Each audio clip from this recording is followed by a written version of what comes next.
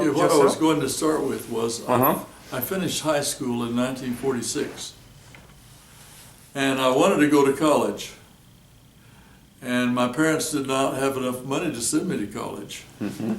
So at that time there was an ad in the newspaper who said, if you join before September 1, the military, you will get the same GI Bill of Rights that people got during the war.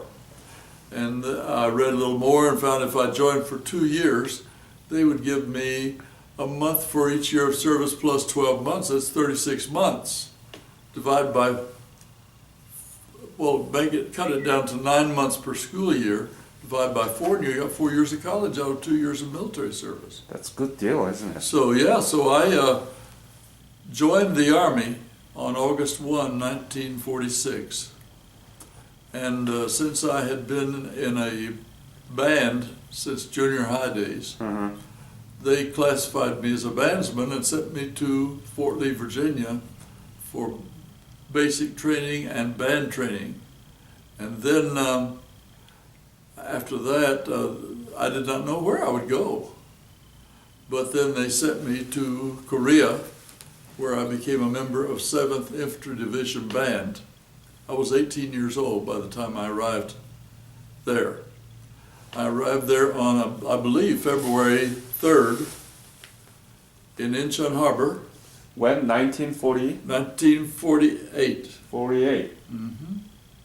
And you said April? No, February. February. February 3rd. Oh. It was very cold. And when we got out on deck, we found it was snowing. And a chaplain came to visit us. He was wearing a parka with a big hood, and he had a beard, and he had snow all over his beard. So I thought, boy, this is a cold place. Yeah, it is. So they took us off the ship and sent us to a replacement depot. Do you want me to go into detail like this? Sure. A replacement depot, they called it Repel Depot in Incheon. Can you spell that, Repel? Well, that's a shortening of replacement depot. Okay. So it's R-E-P-L-D-E-P-O-T, Repel Depot. And we went there, and there were maybe a couple of thousand men standing and just walking around outside, and they had fires here and there where you could get up and warm your hands. And what you were supposed to do is they fed us one meal, I think. And then they said, you just stand there till they call your name, and then you'll get on the truck and go to your unit. So I was there for all afternoon and didn't get to my unit until maybe 10:30 or 11 o'clock that night. We rode in the back of a truck and got off and in the middle of the night and arrived at our new destination. We lived in barracks. Somewhere, I think, in somewhere close to 8th Army headquarters. But we were in old Japanese-style barracks. Must be in Seoul, right? In Seoul, yes. Japanese-style barracks. And we had no, the heat we had coal oil stoves, which were made out of old oil drums with a carburetor attached. Yeah, I know. You saw those? Yeah. And so we did not have running water except for water stored in a storage tank. Unfortunately, that was frozen solid. So we couldn't take a bath. You have tons of ice cubes. Oh yeah, that's right. So what we did, if we wanted to wash our face or shave, we'd take a wash pan outside, fill it with snow, and then come in, put it on the stove and melt it. And that's the way we got our wash water. So in my unit were probably 70 men. And we all lived in 2 great big rooms, and not separate rooms, but little spaces where we had double-deck beds. And so that was a new environment for me, huh? Must be. But let me stop you here. Yes. Why don't you introduce yourself? Your Oh. name, where you born, about your family and schools and so on. Okay. Well, I was born in Galveston, Texas. Oh. My father at that time worked for Santa Fe Railroad. Mm-hmm. But then by the time I was probably 2 years old, it was during the America's Depression. When was it? When you I was born? born in November 13, 1928. 1928. Yes. So 1 year before the Great Depression. Oh, yeah. So then by the time I was 1 or 2 years old, the Depression was on. My father was laid off from the railroad, Mm-hmm. so moved from Texas back to his mother's home for the first time back in Yukon, Oklahoma.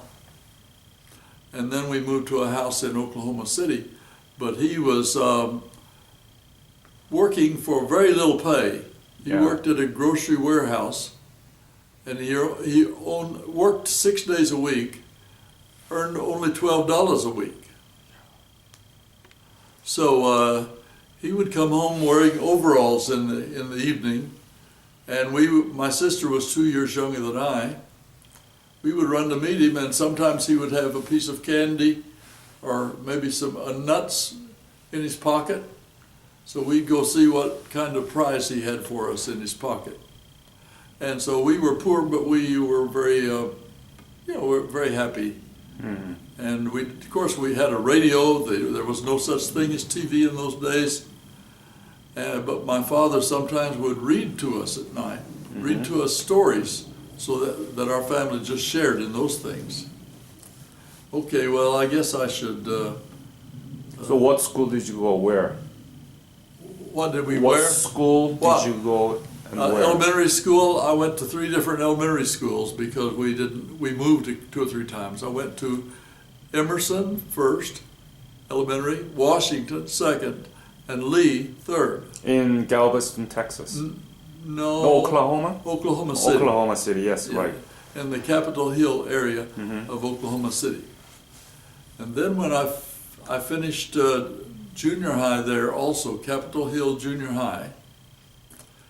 And so when I finished junior high, then my father had a chance to transfer in the post office back to Galveston, Texas, Huh. which is where he wanted to be. So I left all my friends and had to start making new friends in Galveston, Texas. And we were active in church, so we got into the First Baptist Church of Galveston. And while I was still in Galveston, I had a feeling that God had a special task for me. But I did not know what that task was. But I said, okay, I will do it. Huh?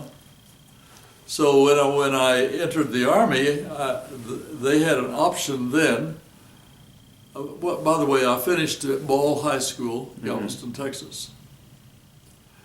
If you entered for 3 years, they said you could choose your branch of service and also choose your location. Huh. If you entered for 2 years, you did not choose, you just went where they sent you. But I didn't want to spend 3 years, I chose to go 2 years. So I didn't know where I was going, but they sent me to Korea. But funny thing is, when I arrived in Korea, most of the people in my unit had joined for 3 years and specified Europe. But they ended up in Korea. So no matter what, you enlisted for 3 years and you specify the location you want to stay, you might end up in Korea again. Which is what they did, yes. Oh my goodness. Yeah. Now, so since I arrived there in February, it was cold and life was sort of dull just in our Army unit. So I wanted to get out, but I did not get out very much until spring came. Mm-hmm. And when I saw all the green grass and the flowers, I decided it was time to get out. I have a few questions about your high school days Okay. and your faith. All right. You said that you felt that you have a special kind of calling from Yes, God. yes. How did you get it? And tell me about, there are many atheists in the contemporary U.S. and everywhere.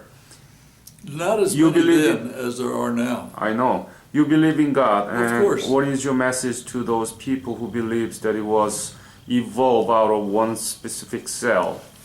Well, I say to them, the reason they don't believe in God is because they believe that science is their God, maybe, and if you cannot see God, if you cannot measure Him, then they do not believe in Him. But I would say, hey, there is a spiritual world as well as a physical world. And there are spiritual realities as well as physical realities. Yes. For example, and qualities like love. You can't see love, you can't touch it, but is it real? What about life? You cannot even say what life is, except you know when a person's alive and when he's dead. And I read a book 2 or 3 years ago called The Language of God, written by a scientist, Dr. Francis Collins, who was the head of the Genome Project, which did the DNA studies. And he said when he was a young man wanting to become a scientist, a scientist, people would ask him, he'd say he was an atheist. He said he didn't know why, but he just thought that's what scientists were supposed to be. But he said as he studied science, he kept discovering beautiful patterns in this world.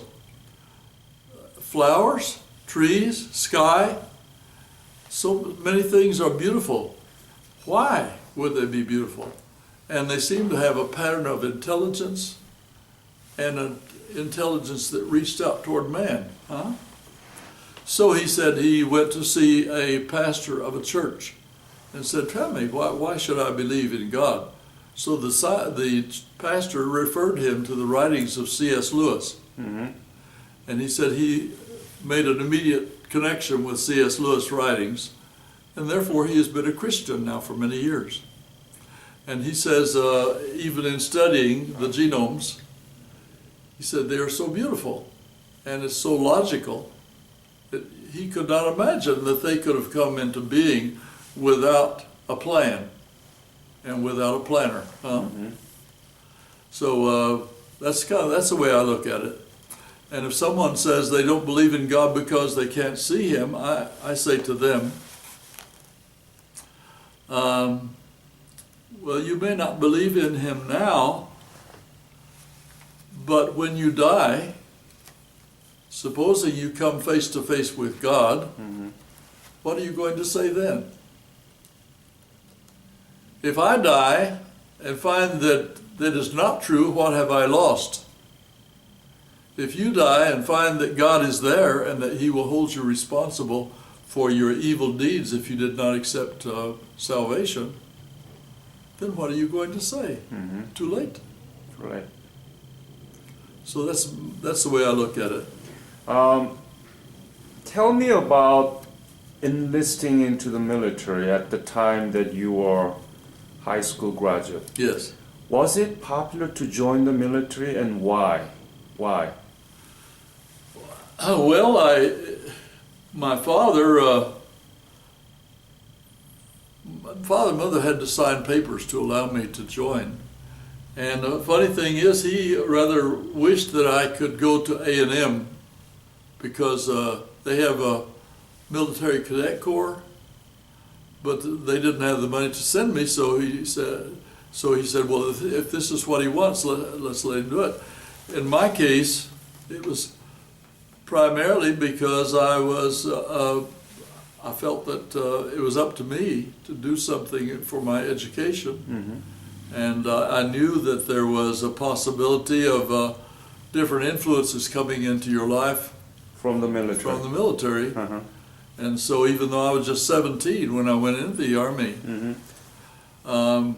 I decided that even though I had things like my family and my church to to kind of keep me stabilized at home, I would not have them with me in the military. So I said I must become a more disciplined Christian in order to be able to continue being a Christian in the military. So I bought quite a few Christian books, and I started reading my Bible regularly and attending worship services wherever I could.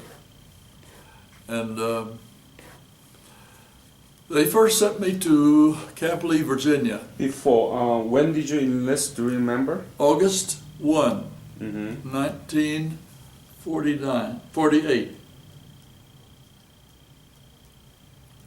Wow, you have such a good memory, huh?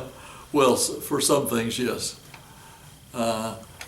And so they sent me to Camp Lee, Virginia, which is near Petersburg, which is not far from Richmond.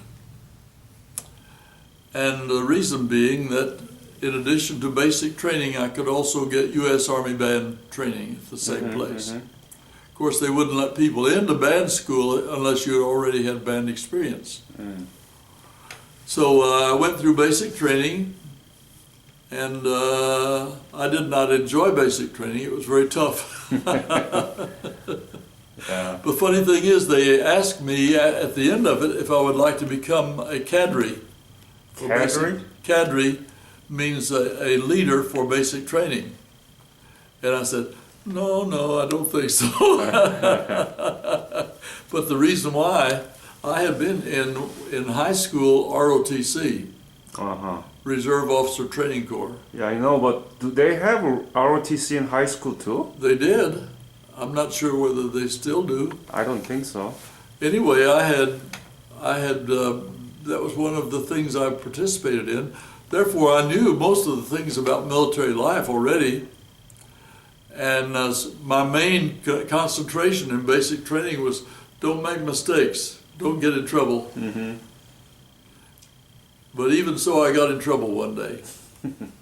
One day we were out marching in the hot sun in Virginia, and they were drilling us, one direction, by the right flank march, column right, march, column left. And I made a mistake and went the opposite direction one time. And my sergeant started swearing at me. And I had been so conscientious in trying to do everything right and trying to be grown up, I just cried. When he bawled me out, I just cried. And he says, "Oh, Jones, I didn't mean to make you cry. Get back in ranks."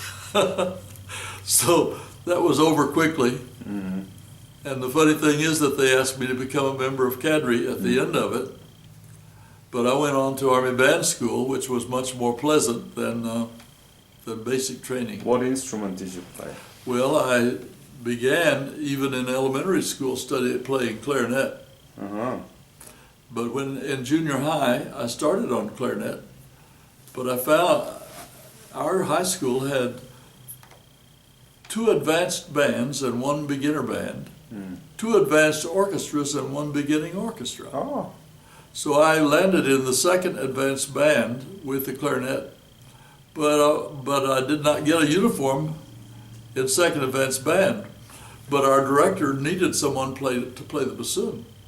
So he said, if any of you clarinets are willing to take on bassoon, you can go immediately to 1st advanced band and get a uniform and all. So I said, okay, I'll do it. So from then on, about 2 years of junior high and 3 years of high school. You learned it from the scratch, the bassoon. Yes. Well, actually, fingering is similar. You just have to learn a few differences. Right. And of course, it has a double reed instead of a mouthpiece. But all they gave, I didn't get special lessons in bassoon. They just showed me a fingering chart. And I worked with the fingering chart. And there was another bassoonist who had more experience than I. I would ask questions and learn that way. Have you heard anything about Korea around 1940s when you were in high school, before you leave I did for not. Korea? No. I had, in high school, junior high or high school, I remember writing a paper one time about China and writing a paper about Japan. But our books did not say much about Korea. Did it say anything about Korea actually? I don't know. I don't think so. I don't remember anything. So when they told me I was headed for Korea, I said, "Where is Korea?" They said, "Well, it's near Japan and near China." So I got to see the maps before I got there, but it was a new thing to me. So Korea has to be always associated with either China or Japan. Maybe so. Yeah. And of course, since then, I read a lot about Korea. And I realize now, for example, that the independence movement in 1919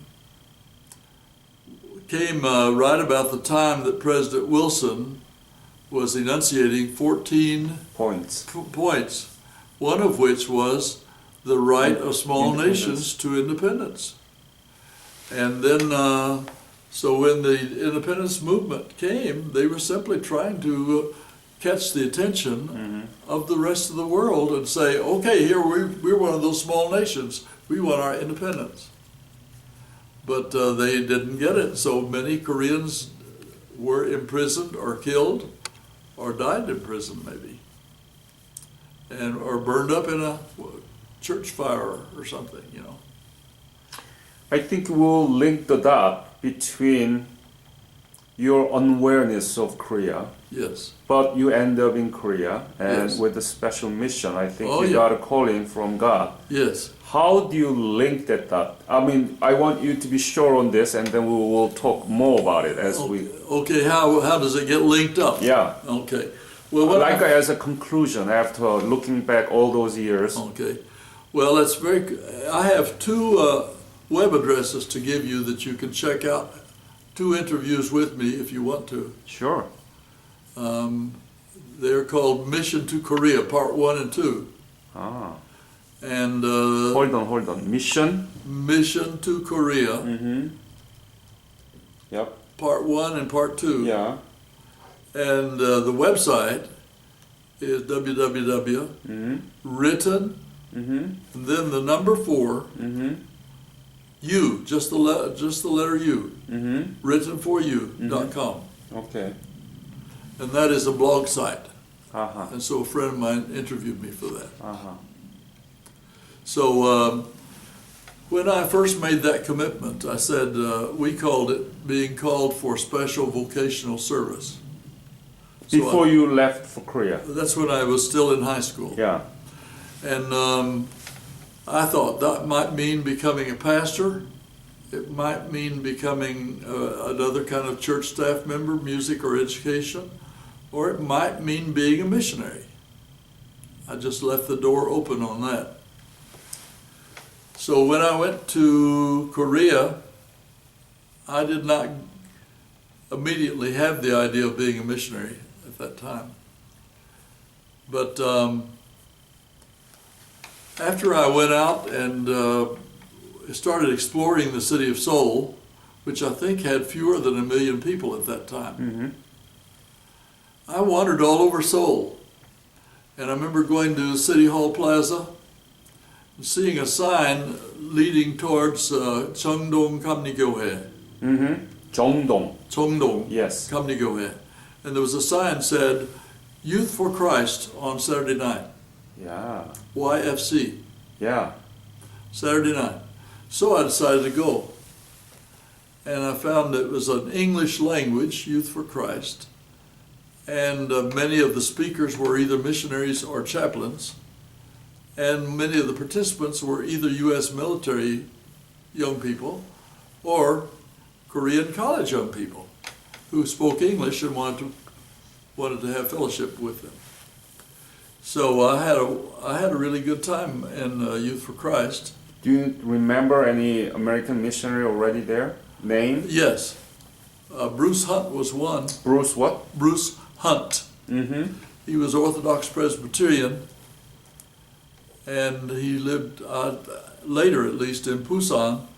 But he was actually a prisoner of war during the Korean War. Oh. And then there was a Salvation Army person named, let's see, I can't quite call his name, but he was, maybe it was Townley Lord or something like that. But he also was a prisoner of war. And I met some other missionaries. Because sometimes I attended Seoul Union Church. There was a Mr. and Mrs. Dexter Lutz, who were Presbyterian. He was agricultural and she was music. And there was a Dr. Alice Appenzeller, who was president of EY at that time. Yep. And then Horace Underwood, senior and junior, were both there. I'm from Yonsei University. Are That's you? my alma mater, so Really? we know Underwood. Really? Yeah. Okay, and when were you there? Oh, it's 1980s.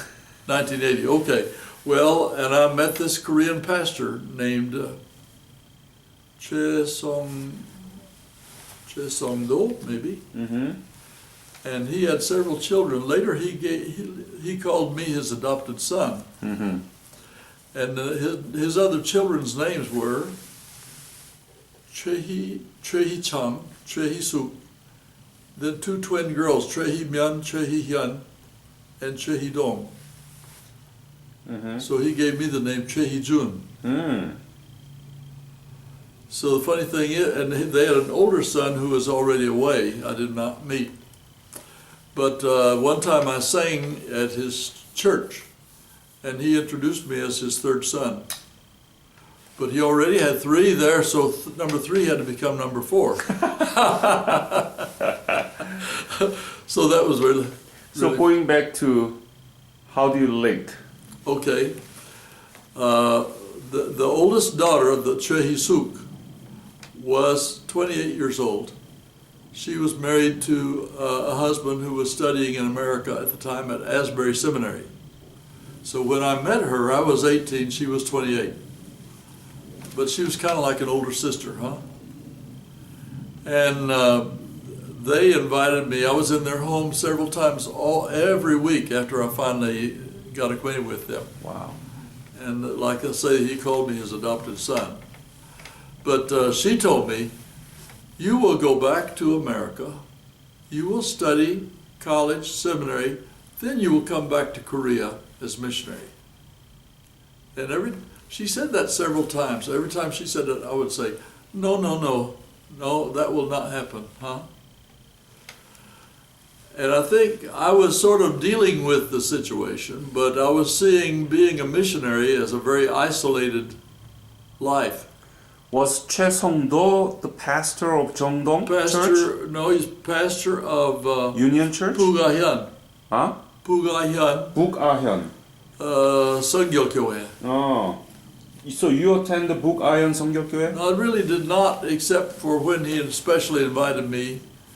Usually I attended either a Army Chapel service or what they called the International Church, which met across the street from the Capitol building at the place called Capitol Club. So I sang in their choir. Their choir was directed by Mrs. Lutz, who was a missionary. So she had a lot of influence in my life. But even when I went back to America, I still had not connected the dots. I still said, as a matter of fact, I really did not want to be a missionary. I would say, Lord, I will do anything you want, except I hope not missionary. You know. And why did I not want to be a missionary?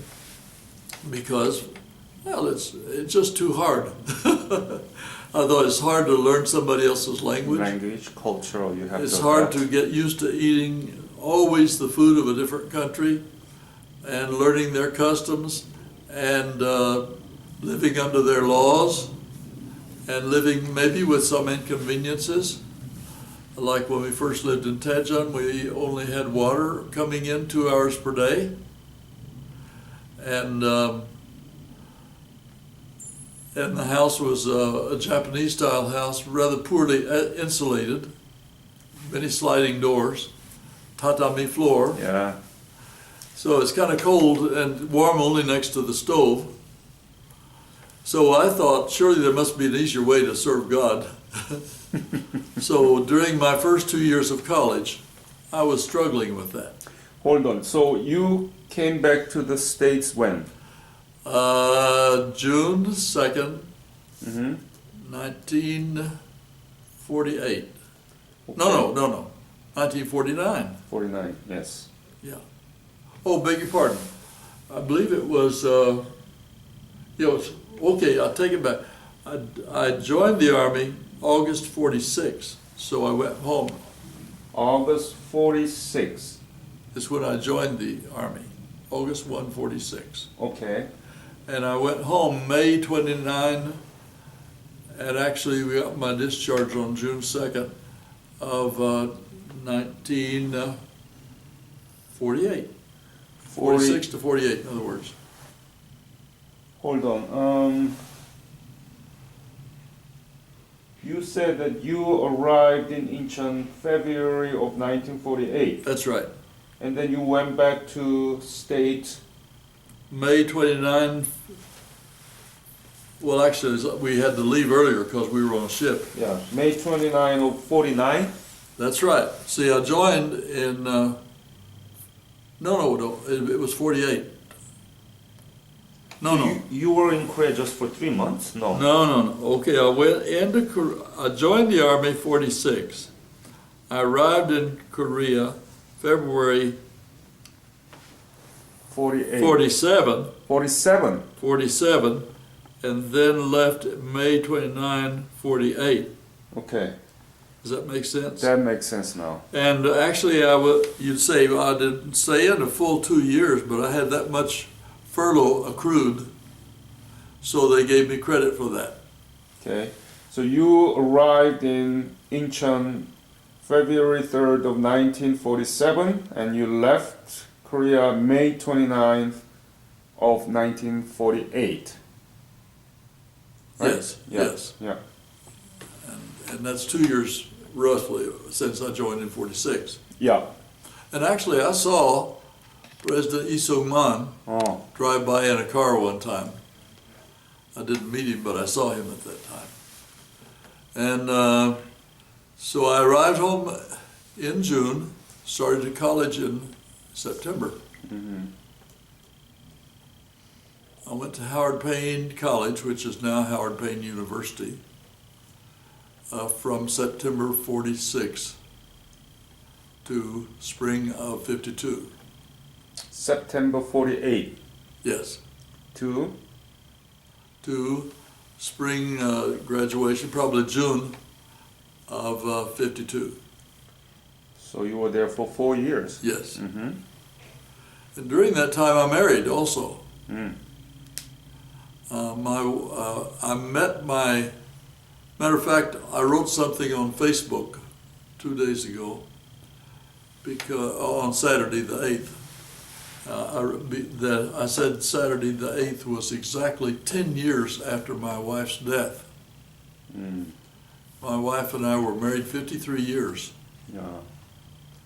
but then she died 10 years ago. So I decided I'd just like to write something that described her contribution to the mission work in Korea. So I wrote quite a long... What's her name? Her name was Juanita. Actually, we called her Nita for short. Uh-huh. And she had a Korean name. I'm Choi Hee-jun. Somebody picked out a name that's not appropriate for a husband and wife, but Choi Hee-shin. Uh-huh. And later she became a music missionary. Ah. And she actually taught some courses at Yonsei Ah. in children's music. That's when Choi Si-won was head of church music department at Yonsei. Choi Si-won was a good friend of ours. I see.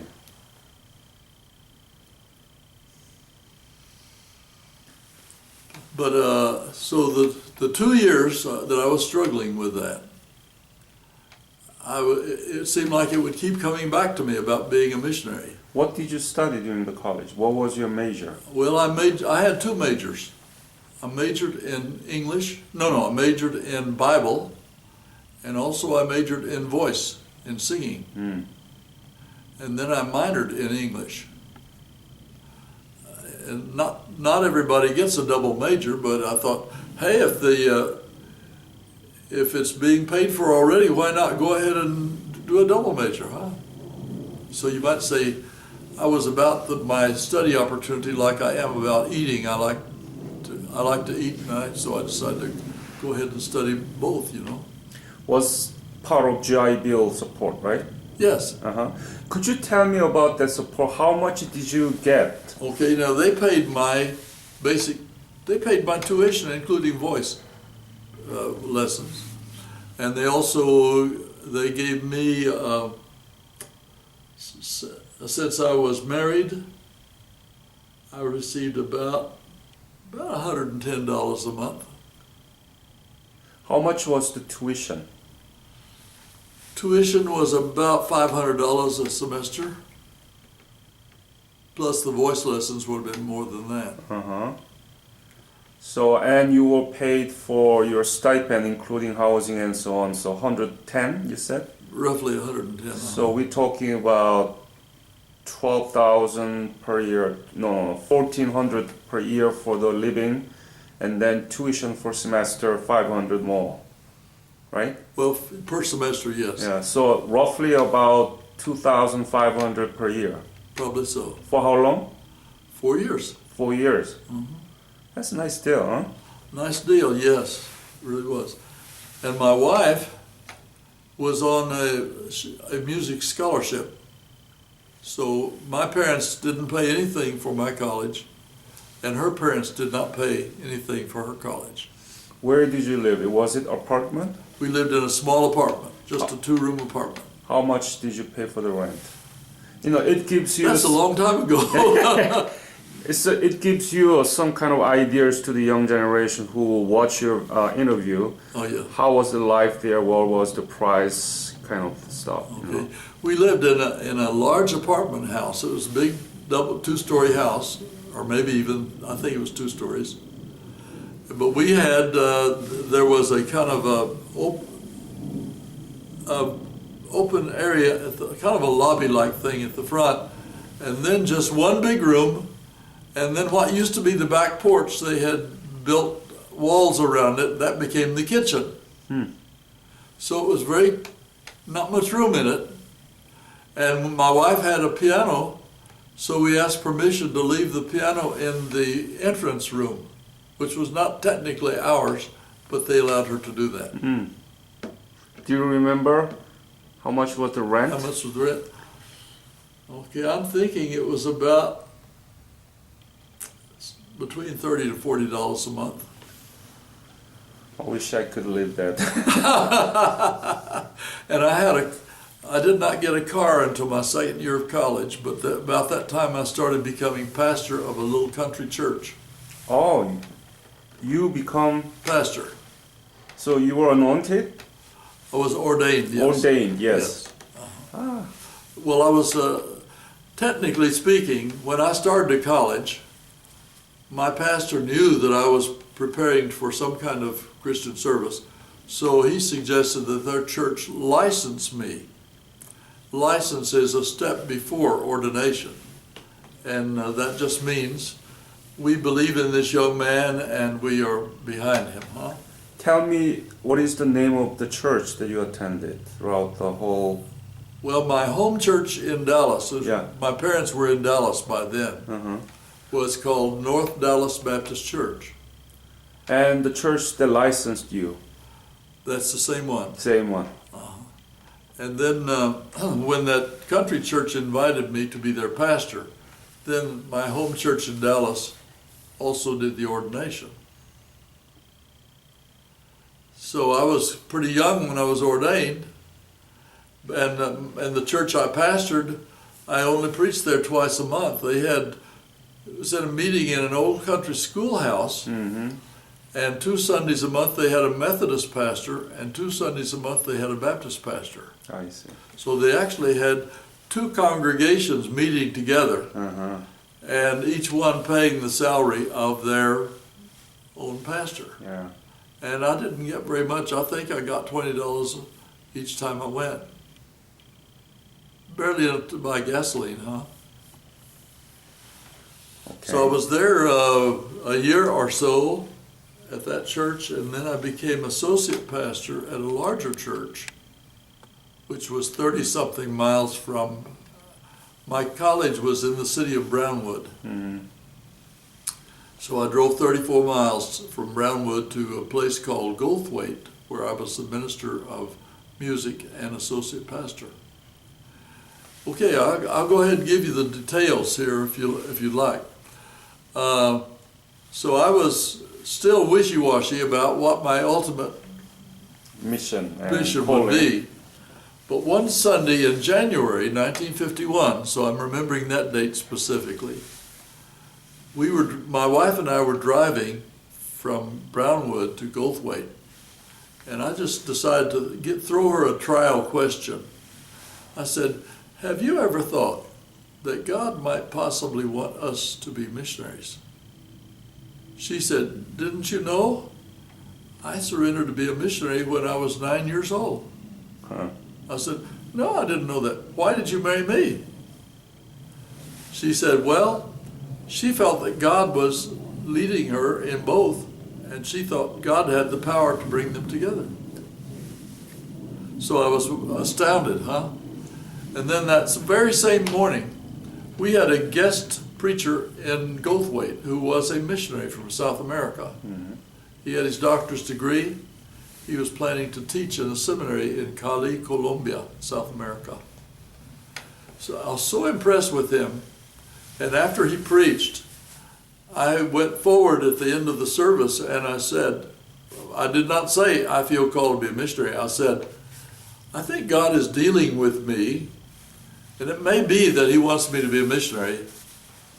So I would just like to ask everybody, please pray for me that I will fully understand what God wants me to do.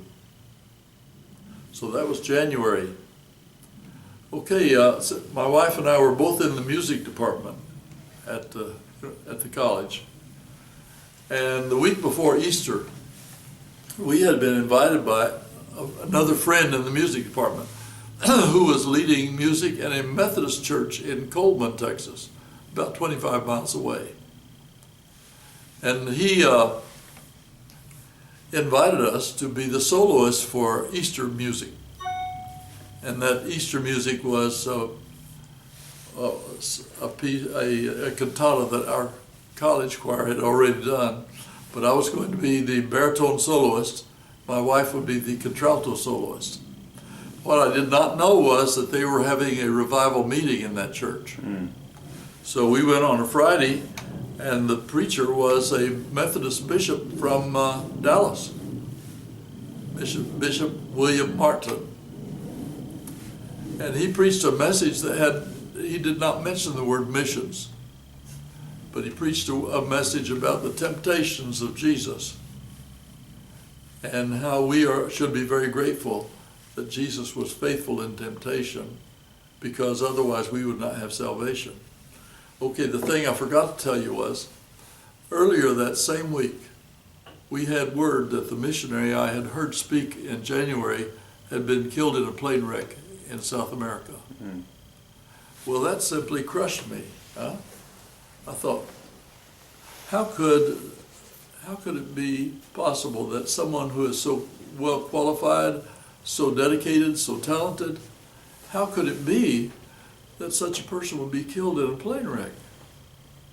So I just went around under a dark cloud all week long. And but somehow the death of that missionary was weighing on my heart. And the application of that preacher's sermon, he said, when he said, we should be so thankful that Jesus was faithful in temptation, I thought it applied to me too. Mm-hmm. I thought, well, I think God has been talking to me about missions for a long time, and I have been pretending not to hear. In other words, maybe I have been playing games with God. And it may be, though, that there is somebody somewhere on the mission field who is waiting for me to come and tell them. If I do not, I think God will forgive me, but if I do not, I have to live with the fact that some people will go into eternity without knowing God just because I did not obey. Mm-hmm. That was too much for me to bear. So at the close of the service, they invited people to come forward if they had a decision. I went down out of the choir, and I didn't say anything to my wife, but when I looked, she was sitting by my side. And I said, well, I'm surrendering to be a missionary tonight. Now, the way that affected me, I had a feeling like this. It was as though I had been troubled all week about the death of that missionary. Mm. And I felt like it's like driving a car through a thick fog, and you can just see a very short distance, and everything else is not visible to your sight. And suddenly the sun melts away the fog, and you can see the whole valley, see all of the trees and all the flowers and the houses and everything. That's the way I suddenly felt, because I'd been walking more or less in a fog or under a dark cloud.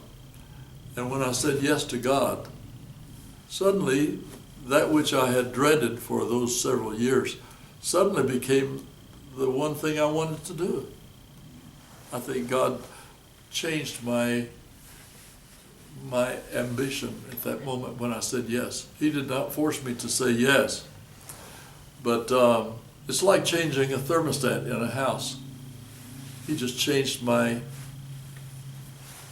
direction and my aim. So from that moment on, I wanted to be a missionary. When I approached our International Mission Board, they said, where do you want to go? I said, I want to go to Korea. Why? Well, because I already had some emotional ties to Korea, for one thing. The friends that I had made, and that pastor and his family had made a deep impression on me. And I had made the comment about Korea at that time. You know, that was pre-war, but Korea was very poor at that time. And I thought, this contrast that I found, I said, the Korean people in general are very poor, and yet the Christians I have met seem to be the happiest Christians that I have met anywhere. So in the midst of poverty, they had joy in their hearts. I said, that is good, that's great. And so the board asked me, well, if you can't go there, would you go somewhere else? Yes, I will go somewhere else if I can't go there, but I'd like to go there. Well, just about that time, our Korea Baptist Mission opened, so we were able to be appointed to Korea. Uh-huh. So I think it was all God's plan. Let us go back to the first experience in Korea. Okay. You said it was poor, everything was not really comfortable, but any other kind of ideas or any feelings and so on? I wanted to show you something. Yeah. When I was there at that time, I got this little New Testament, which looks very worn now. Mm-hmm. Not because I read it, because I couldn't read it. Yeah. Just show it to me through the camera. Okay, I'll Is turn that it. It's in a New Testament in Korean. in Korean? Yeah. And it is published in 1948. Hold it like that. Hold it. Of 1947. Hold on. 1947 says 구주 강생 1947년 신약 역계 연합 성서공회 발행. Right. Anyway, I thought I would just show you that. Wow, this is real antique. Real antique, yes. Real antique. For Christians especially. Oh, yeah.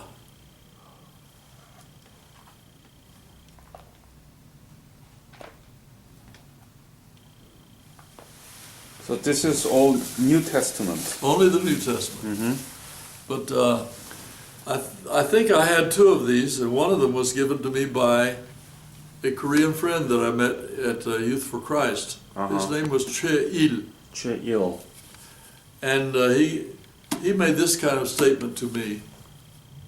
He said, in the future we may be separated by geographical distance, but we will always be united in our faith in Christ. And through Holy Spirit. Yes. So I thought that was a very precious thing for him to say. And I brought these, I don't know, I'm not really sure when I got these, but little carved figures. Traditional Korean man and woman. Yes. And I feel confident these are hand carved. Where did you get it? I don't know whether somebody gave it to me or whether I bought it in Seoul.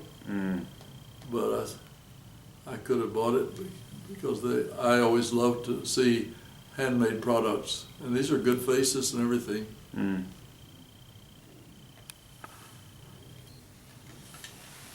Wow. Yeah. And I have 2 or 3 pictures from my army time.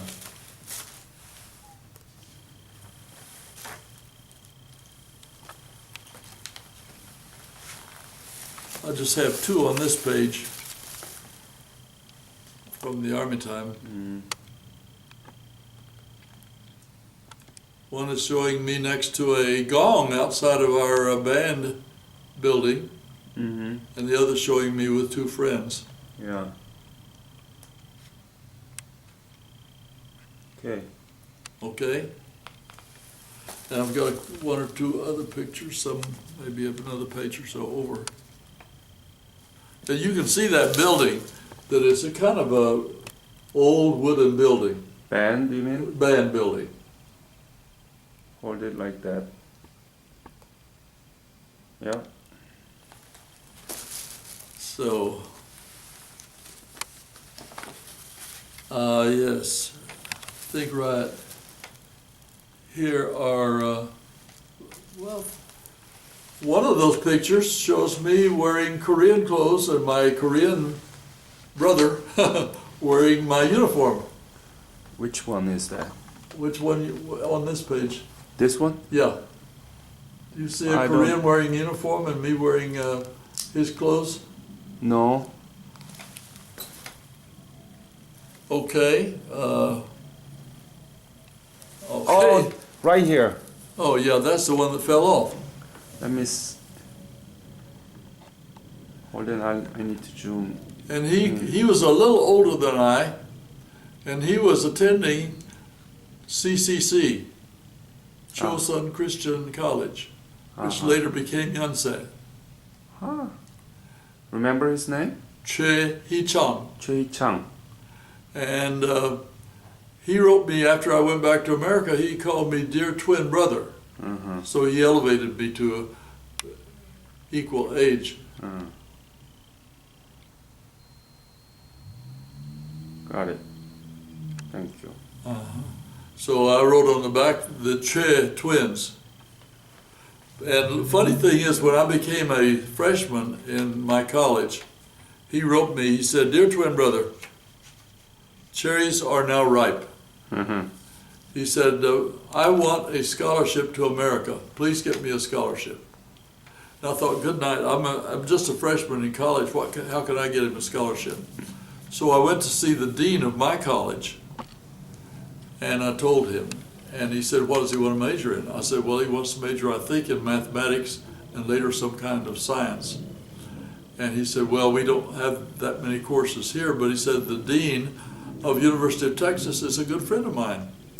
So he said, why don't you get his transcript and I will add my letter to it. We'll send it to the dean of University of Texas.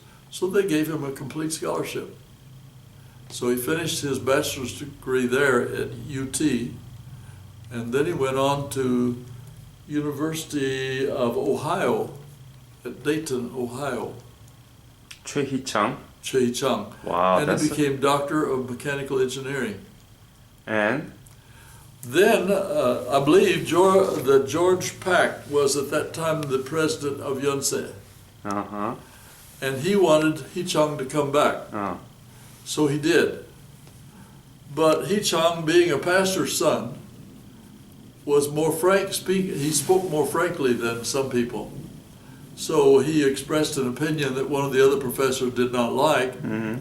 And so when that other professor became head of that section, he eliminated the course that he was teaching in mechanical engineering and reduced him to a mathematics teacher. And he did that 2 or 3 years, and he said, well, he said, you know what, anybody can be a mathematics teacher. Why would I have a doctor's degree if they're not going to let me teach in it? So he decided he was not necessary to stay, so he went to University of Hawaii and taught mechanical engineering until his retirement at University of Hawaii. So he became the professor there. Oh, yes. That's amazing story that you connected with Koreans and provided the opportunity. Well, I think that's one thing missionaries do. Yeah. They are enablers. And even right now, we have a young lady who is a student at Southwestern Seminary in Fort Worth, working on her doctor's degree in organ performance, playing the organ. She was my wife's piano student for about 6 years, when she was only a middle school student, but still playing for her father's worship services. So my wife gave her piano lessons for about 6 years. And when we got ready to leave Korea, she came to us. She said, my father cannot send me to college. Do you know any way to help me go to college? So happened that a man who had been given a scholarship through our mission in piano had come back and become a professor at Tandong Daehakkyo. And his name is An Yoel.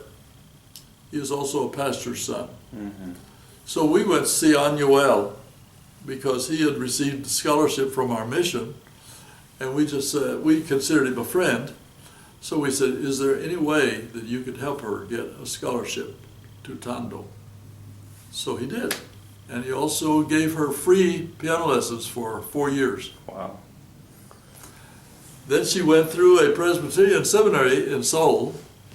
Next thing I knew, she was phoning from Fort Worth. She was in the master's degree in organ program there. And by that time, my wife had died.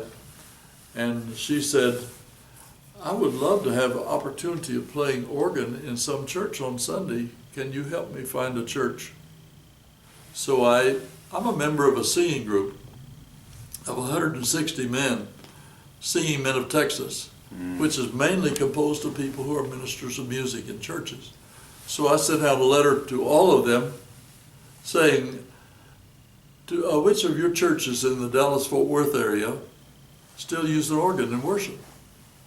Because I have a young lady who's a wonderful organist who would like to play. So I got a number of letters, and mainly Fort Worth. I decided Dallas is too far for her to go from Fort Worth. So I said, okay, we'll consider Fort Worth, Arlington, Grand Prairie, mainly. So we spent 2 Saturdays, she and I, visiting those churches which expressed an interest. Then I asked her, which one you like best? She said, Grand Prairie First Baptist. So they took her on as their organist. And everybody loved her. She was so wonderful organist. And she played on a program just recently, but she's now in the doctorate program. And when I wrote about my wife on Facebook the other night, I talked about how she had taught so many people, missionary kids and also many Koreans. And I said, even now, one of her former pupils is in the doctorate program. That's named Chang Sung-young. And so after I wrote about her, then Sung-young herself wrote, let me show you. You have time to look? Here is the piece that I wrote. That's just the beginning of it. pretty long, telling about my wife's contribution through being music missionary. And I have had 145 people who indicated that they liked that information. And then I've had about 70 people who made comments. And one here is Jeff Jaung. Do you see the name there? Mm-hmm. Now Yeah. he's the son of a guy who worked for us when he was a boy. Ah. And grew up really in our house. And Jeff is a very smart young man, and he went to University of Houston, and he is now a patent attorney in Houston. So Jeff wrote on here, "It is quite a story how young Don and Nita had a shared vision and devoted their life for his kingdom in Korea. I am one of the beneficiaries of your hard work. Thanks for sharing." And one other was about, well, the one about, here we go, Sung Kyung Cham. Mm-hmm. She says, "Nita was my first piano teacher in Korea. She had strong influence not only on my music, but also on my faith. So I am here to glorify God through my music and to share the gospel to people as she did. Thank you for sharing this wonderful story, Don." And let me show you what she looks like.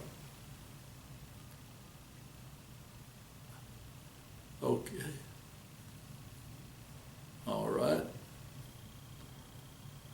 Well, here they are on a fishing pier, I think, in Galveston, she and her husband. You can't see it very clearly because it's in shadow. But he is now associate pastor of a big Korean church in Atlanta, Georgia. Uh-huh. So she's not quite through with her degree, but we believe that she will finish it all right. I was going to try to show you a better picture. Okay, here we go. Oh yeah, here's a picture of their little daughter in a Taekwondo uniform. Good. Here's the whole family in Taekwondo costume.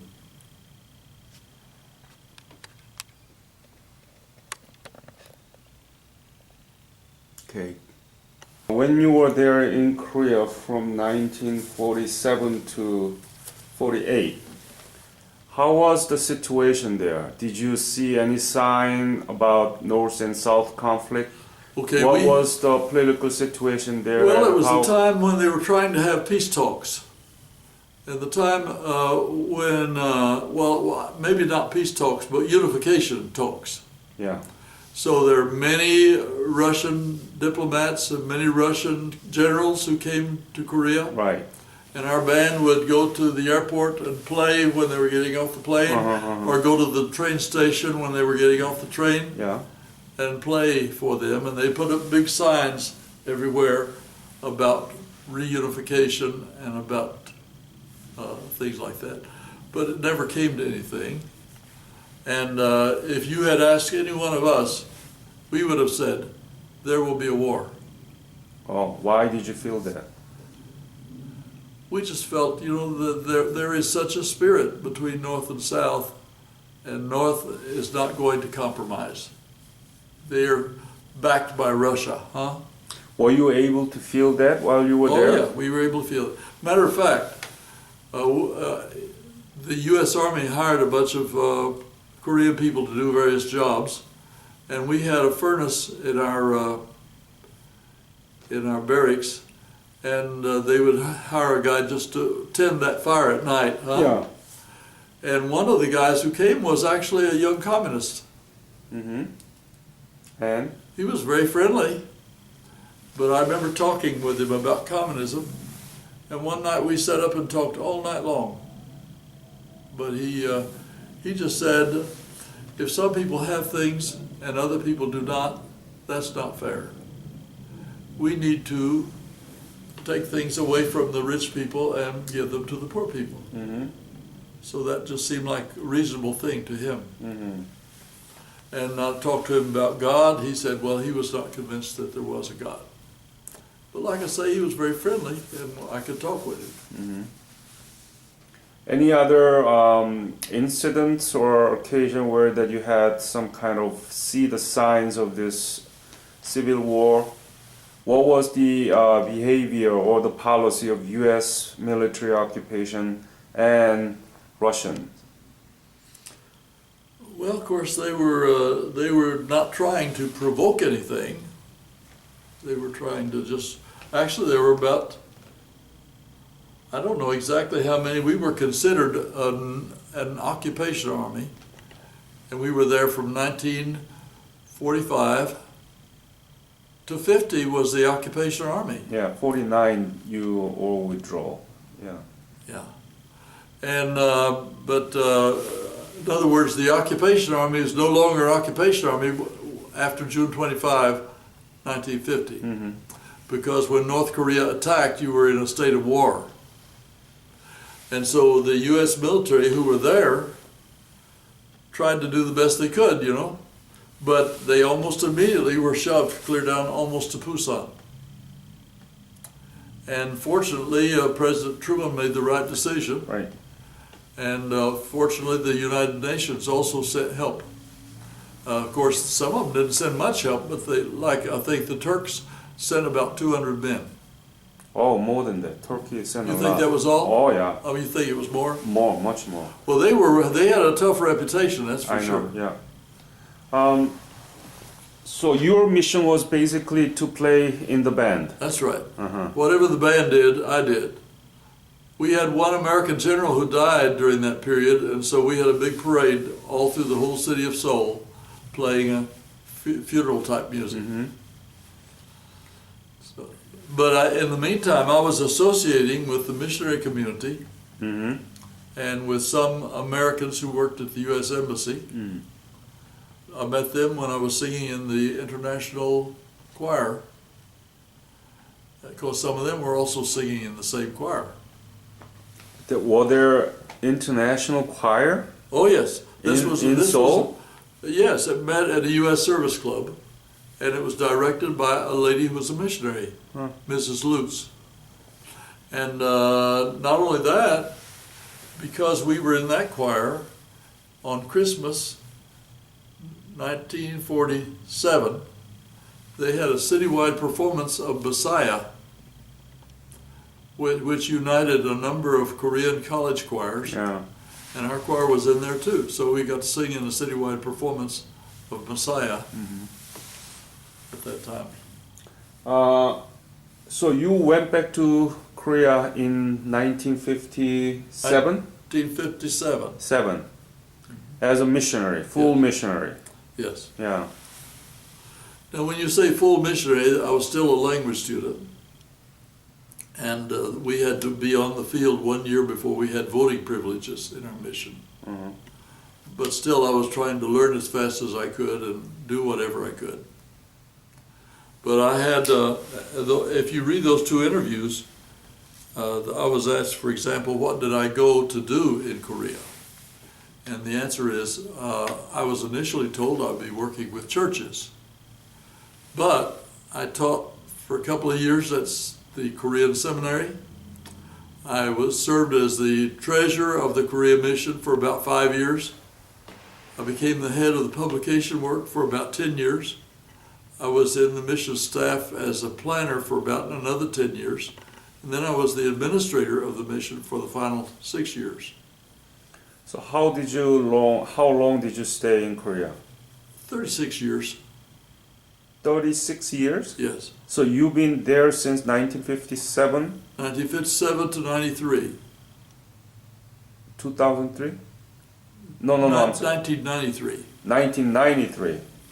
So actually, 7 to 13 is 6, but my first year of appointment, I was still in the USA doing language study up in New Haven, Connecticut. So I was appointed in October 56, but didn't arrive in Korea till October 57. 30, how, So actually 36 years, 36 years in Korea. yes. Wow. So Korea was very poor when we first got there. Yeah, give me 4 that years before after and the war. after picture. In your memory. Uh, Tell me during your you mean about what it was like in 1957, for example? no, I mean you have a clear picture from 1947 to 8, Oh, and then oh. you have you've been seeing how Korea's been changing. So give me that kind of before and after picture contrast. Well, I think there was Korea was not a highly literate nation because Japanese would not allow the Koreans to study Korean language or Korean history. They studied Japanese language and Japanese history. And I think Japanese just considered them an extension of Japan, second-class extension of Japan. And I think that the percentage of Christians was much smaller in that earlier time. I think maybe 5% of population. And there are varying estimates now, but I think I've seen even in an almanac as much as 40% Christian at this point. Yeah, about that. Yeah. 30 to 40, yeah. Yeah. And so we lived initially in Daejeon. We had a seminary there, but it was in the dormitory of the seminary was an old former hotel in downtown Daejeon, which was very poor and very old. And of our seminary students, there were about 100 students at that time. Of them, nobody had an automobile. In fact, we had no Baptist pastors at all with an automobile. I think some of the big churches, Methodist and Presbyterian, some of the pastors had automobiles. But we had, of all the seminary students, maybe 2 or 3 had bicycles. The rest just walked and rode the bus. So compared to the pictures in 1940s and 50s, and you were there until 1993, what do you see the change there? Well, it was one of the, I think maybe one of the poorest nations in the world to start. And now I think, number 10 in the whole world in financial power. Isn't that right? About that, yeah, 11, 12, whatever. Somewhere, Yeah, yeah. somewhere there. Yeah, and also the city of Seoul, I think less than 1 million people, maybe as small as 500,000 when I was there in the Army. But through the years, it just kept building up. The last figure I had was about 12 million in the Seoul proper, and about 20 million if you consider the satellite cities. Yeah, that's So right. that's changed. Yeah, And also, at night, there were no bright lights when we first got there. It was kind of a dim and dark place. In fact, even when we came through Japan on the way to Korea in 1957, we thought Japan was very dark. And then when we went back to Japan at the end of 5 years to go to America on furlough, we thought, oh, how much brighter Japan had become. Well, it had, and it was still brighter than Korea at that time. But now Korea is very bright. I guess you've seen the photograph, haven't you, from a satellite yeah. showing North and dark south, North yeah, Korea yeah. and bright South Korea. That's right. So we have a good relationship in our Korean Veterans Organization with the Korean Association in Dallas of Korean people. Yeah, And they have sometimes special dinners that they invite us to. And the thing I remember was one man made a speech and he said, "You've heard Korea referred to as the Forgotten War. But we want to tell you that we Koreans will never forget the war and the fact that America came to their aid." And they said, you may have heard that the Korean War was the war that nobody won. It just ended in truce. They said there's a very easy way to find out who won. Take a look at North Korea, then take a look at South Korea, and you can tell who won. Yeah. So I thought, well, those were good words. yeah. And One time when Jimmy Carter was president, his sister came to Korea. Mm. She was making religious visit. Mm-hmm. But the Korean politicians all thought that she had a message from Jimmy Carter. So I was invited to be her personal interpreter, not at the public meetings, but just travel with her through the days. Right. And whenever she met somebody, I would be her interpreter. Mm-hmm. So we were invited by all of the major government officials to meals. And she would say whatever she wanted to say and give a testimony or whatever. And they would have the meal, and then they'd say, well, I guess you really don't have a message from your brother. And she had a special trip up to Panmunjom, and there was one general who wanted to see her. And but I was in on that when she was conversing with him, and she thought she didn't have time to stop on that day. It was such a busy day, and she was going to speak again in the evening. So said no, but you know, generals don't like for people to say no. You're right. So we had a car from the U.S. Embassy that took us. I went to the DMZ with her, and on the way back there was a car parked in the middle of the road that stopped us. And then two Korean military people came, opened the back door, and said, "Come with us." And we think that the driver of our car knew about this in advance, because he didn't make any kind of resistance, you know. And she was totally afraid, you know, when that happened. Must be. But we got in that car, and she said, she had a southern accent. She came from Georgia. She said, "Are we going north or south?" They said, "We're going south." But where we went was to, do you remember where the big gate was with heavy concrete and everything at the north side of Seoul? Yeah. That they could close that gate at Yeah, night. right, yeah. And if a tank tried to come, they would have a hard Yeah, time yeah, getting through. right. And even the building there was solid concrete. Yeah. Well, that's where we went, and that's where the general was who wanted to see her. Mm-hmm. So when they ushered us in, without any kind of explanation of where we were, we came into a place with all kinds of pastries and all kinds of fancy food that he had brought from one of the downtown hotels. So just kind of a refreshment time. And then he was joking, and she put on his army hat and everything. And he said, then he called me over and he said, "I want to say something to her, and I want you to interpret for me very carefully." He said, "We Koreans will never forget that America came to our aid in the Korean War."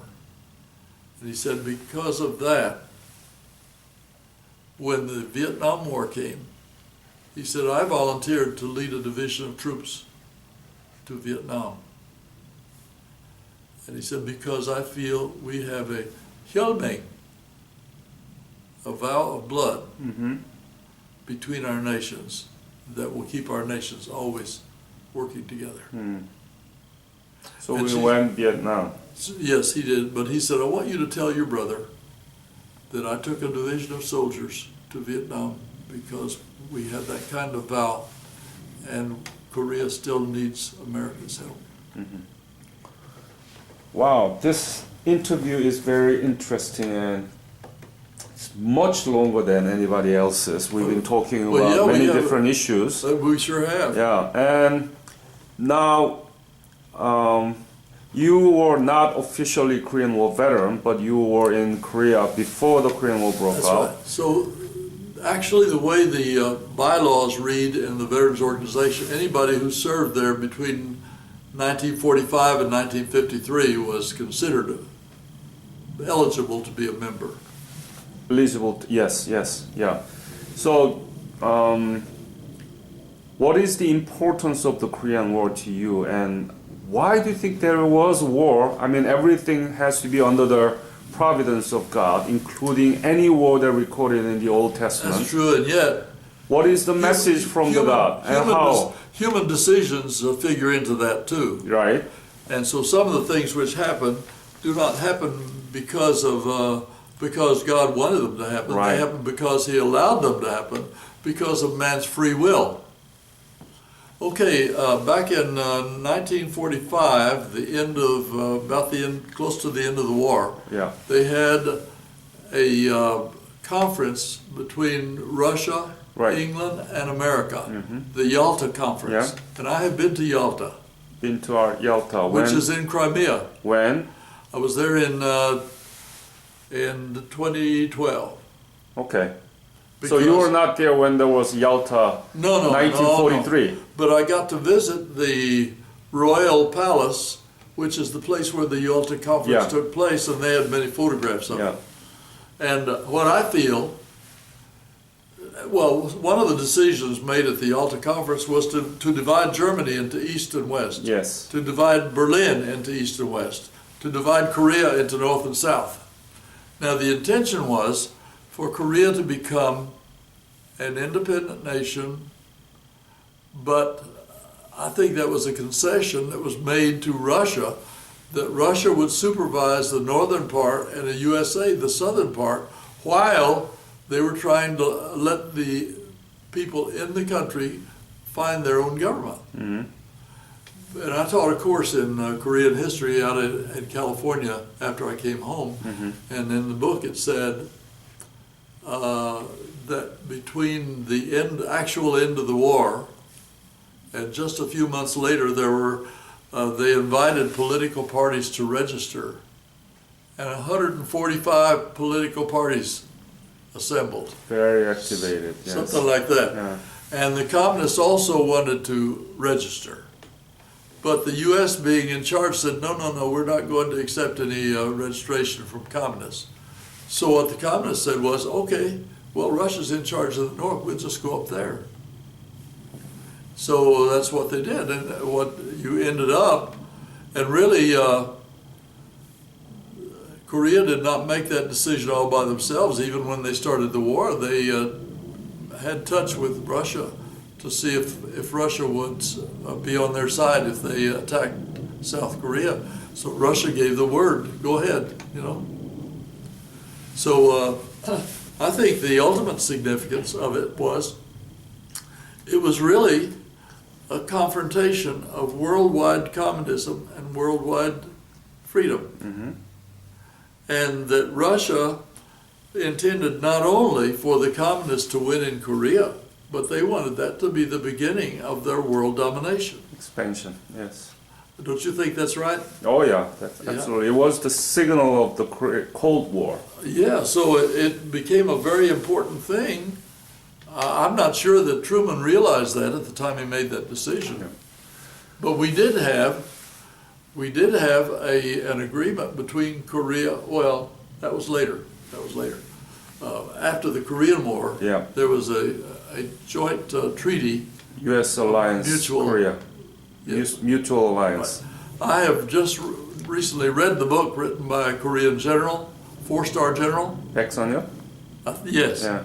And he was on the team actually that went to the talks in the armistice talks and so forth. And he also made a special trip to America and asked to see the president. And they didn't want him to see him at first, but he told him, he said, listen, we are different from other countries. You just sent many of your soldiers to Korea. You've made a huge investment there, and I have something very important to say. So he talked to the president, who was Eisenhower by then, and said, we need to have a permanent treaty of alliance between Korea and America, mutual defense treaty. Yeah, yeah. And so I think that was a very important thing. The Korean War Veterans Organization in the United States was not formed until in the middle of 1980s. Probably. And most of the Korean War veterans didn't want to talk about the war. That's right. Was very unpopular. Why was it? Why was it like that, and why didn't want to talk about it until? Well, actually, war veterans in general, say for example from World War II, they didn't want to talk about it either. Mm. And part of it was that they considered it a kind of a dark time of their life, Mm-hmm. that it was so different from their life after they came back. Mm. And they had peaceful people, and they were not professional soldiers, and they were not used to killing people. But Right. but if you had to shoot the enemy, that creates a memory in your mind that you've got to deal with the rest of your life. You know? Right. So most of the you ought to read the book called The Greatest Generation. Yeah, I know that. And Tom Brokaw, I believe, was the writer, wasn't he? And he said that funny thing is that once they wrote that book, that many of the veterans became more willing to talk about it. Mm-hmm. And their children wanted them to talk about it too. And so it's a more open thing now than it was then. Mm-hmm. But the Korean War was the very next war right after World War II. World War II. And I think maybe the same psychology Mhm. applied. Now, see, if I go over to our Korean veterans meeting, just a bunch of old guys, kind of like me, huh? Do you go to chapter 270? 215. 215? Yeah. In fact, it meets right in Grand Prairie, where I live. The reason is that Grand Prairie has a building called the Veterans Event Center, Yeah. and we meet there free of charge. The city of Grand Prairie is willing to rent that building to other organizations, Yeah. but the rent they get from other organizations pays for all the expenses Right. of the building, Yeah. and so we use it free of charge. Mhm. But any veterans organization can do that. Yeah. And they also have a wonderful senior adult health center, exercise center. So I think, I say that's two good points for Grand Prairie. Mm-hmm. They take care of their senior citizens and they take care of their veterans. Mhm. They appreciate their veterans. You are in a very exceptional position to be able to say about these two countries, U.S. and Korea. Korea was not known to Americans until the war, That's right. and many people didn't talk about it, and many Americans still are not really aware of Korea, where it is or so. Only China or Japan. It was connected. I think since recent days, we have things that happen in North Korea that we see the map of Korea now more often. Yeah, and the female golfers from Korea, right? Yeah. Make the Americans Oh, yeah. aware of it. Oh yeah. From much bigger kind of greater perspective, what is the relationship do you see between these two countries, and what is God's vision in this alliance and friendship and trading and economic, all this? Okay, now relationship? God's vision, of course, I think would have a spiritual component. In other words, it would not be, I think world activities generally are driven by money or by greed, and even greed is a cause of some wars. I think Russia right now trying to increase its strength and maybe its territory as well. So it's a definite crisis, but I'm very concerned because I have made 2 trips to Ukraine and I have many friends there in Ukraine now as well. But I'll tell you what a friend of mine said, who was a co-worker for several years. His name was No Chang-mu, and he was a great religious education promoter type, but also a pastor. He said to me one time, he said Christianity came to Korea from America. It came, actually, and it came to America from Europe. So basically, Canada.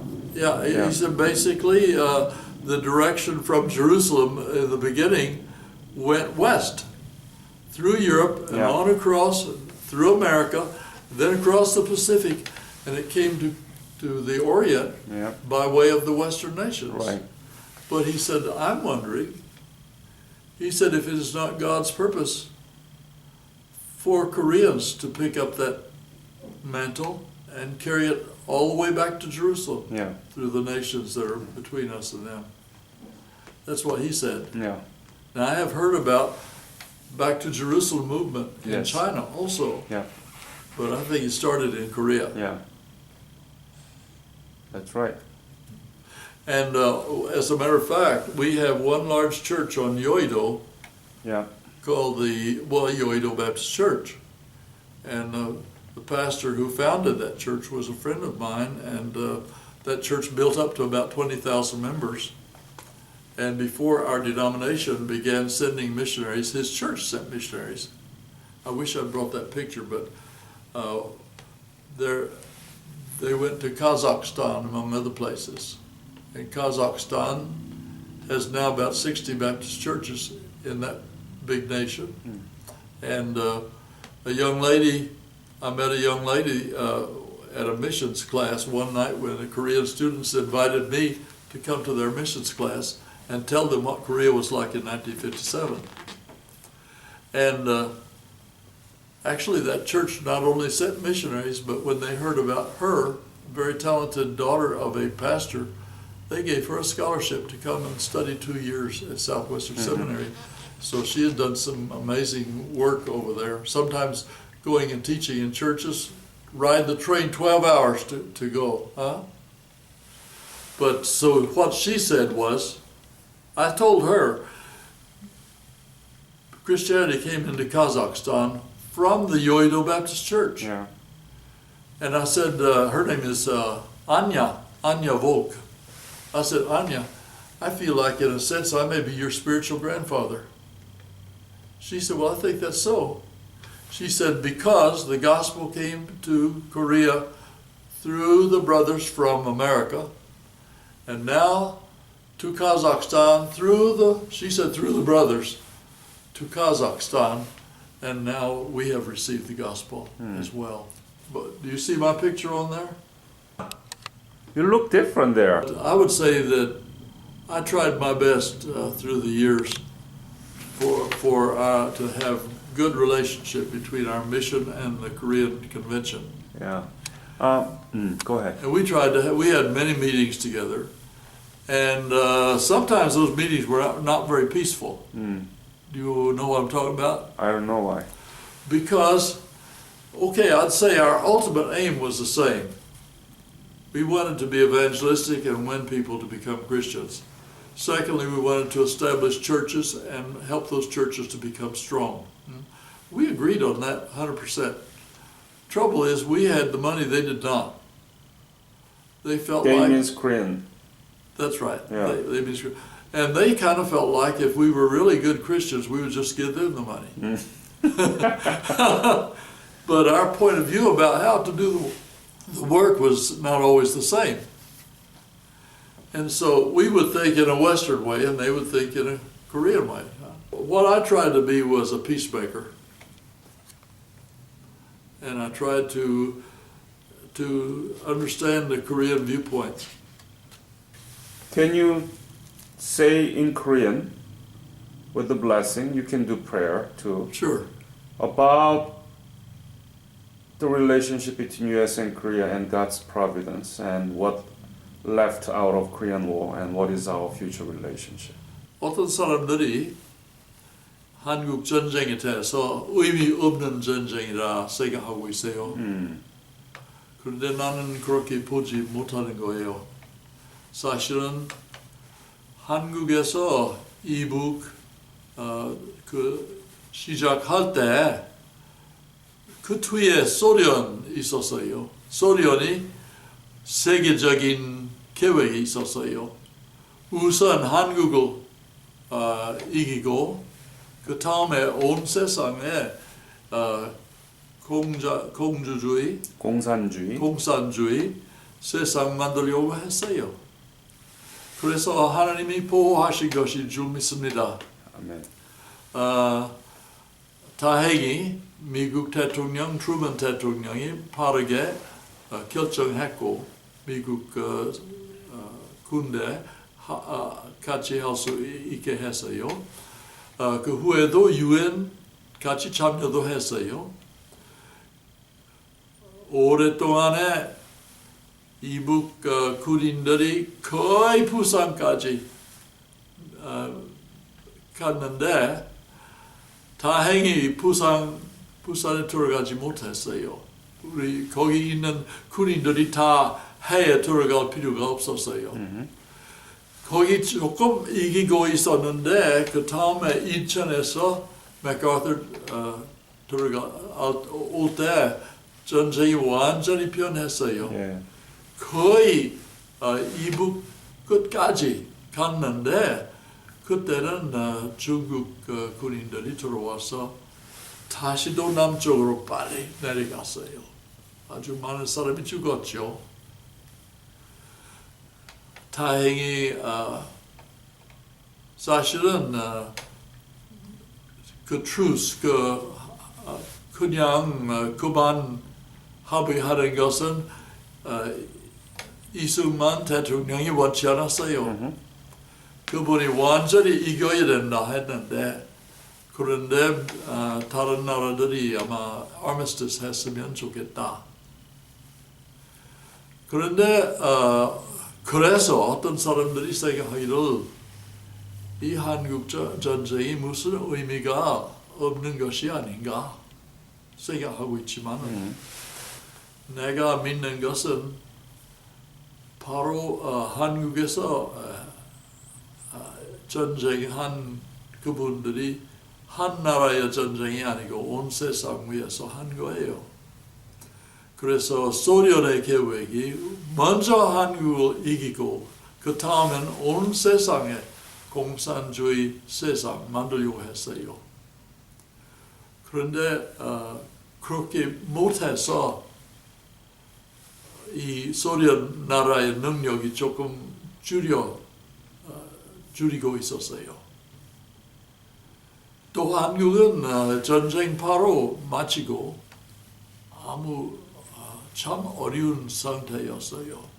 모든 사람이 별로 돈이 없고 보통 사람은 고기 한 주일 한 번만 먹을 수 있는 상태에 있는 사람이 많았어요. 자동차도 많지 않고 텔레비도 물론 없었죠.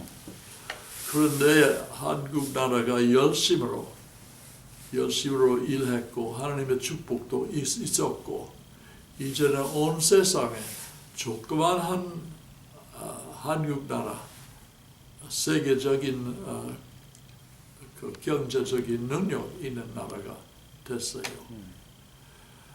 제가 믿기는 때로는 악한 능력이 이기는 것 같이 생각할 수 있는 것이지만 우리 온 세상 위에 하나님이 잘 보호하시는 것인 줄 믿습니다. 그래서 어떤 높은 한국 군인이 말한 것과 같이 우리 미국 나라와 한국 나라 혈맹이 있다. 서로 위해서 피 흘린 것이 있어서 끝까지 우리가 함께 일해야 되는 거라 했어요. 사실은 온 세상에 미국 나라 돈 많이 주었는데 친구 나라 별로 많이 없어요. 근데 한국은 친구 나라 생각합니다. 나는 36년 동안 한국에서 선교사로 일했고 평생까지 내 마음속에 한국 사람 많이 사랑하고 있어요. 또한 처음에 내가 선교사 되고 싶은 마음이 없었는데 이제 뒤로 보니까 하나님이 큰 축복 저에게 주셨어요. 내가 은혜 많이 받았다 생각합니다. 기도할까요? 네. 살아가시는 아버지시여 감사옵나이다. 아버지 우리 두 나라 잘 아시고 잘 지도했고 잘 축복해 주시고 이제 미국 나라 영적으로 조금 약화하는 거 아닌가 생각하고 있는데 아직까지 한국 기독교는 아주 열심히 있어서 우리 서양 나라가 먼저 복음을 받았고 또 서양 나라에서 복음 한국에 들어갔지만은 혹시 온 세상 나머지 큰 책임은 한국 기독교의 책임이 아닌가 생각하고 있어요. 그래서 아버지 원하시는 그대로 꼭 이루어 주시기를 원하옵나이다. 아멘. 아버지 우리 모든 사람의 마음은 약해지도록 하지 말고 우리가 꼭 믿음을 잘 발전하는 사람이 되게 해주시옵소서. 우리 마음은 더 열이 있는 마음이 되도록 도와주시고 우리 생각은 아버지 지도해 주시고 바르게 생각하도록 도와주시기를 원하옵나이다. 우리 두 나라가 힘을 합하여 하나님 봉사하는 데에도 끝까지 아버지의 뜻을 이루어질 것을 바라옵나이다. 아버지 우리 잘못을 잘 용서해 주시옵소서. 우리 약점 대신에 아버지의 능력으로 일 많이 하시고 모든 말씀 우리가 주 예수 그리스도의 이름으로 기도하옵나이다. 아멘. 감사합니다. 최희준 목사님, 선교사님, 그리고 the foundation has launched Korean War Veterans Youth Corps. It's like a Peace Corps. Oh, how about that? Wonderful. We launched it in Washington, D.C. last year, and we're going to have an annual convention every year in Washington, D.C. from July 25th to 8th to continue on the legacy of the Korean War veterans for these two Good, countries. that's great. So thank you very much again All right. for your valuable time and many, many memories Oh, yes. and your service for the God in Korea. It was for the God and to glorify the God. So Amen. great to have a pastor here. Amen. Thanks again. Thank you.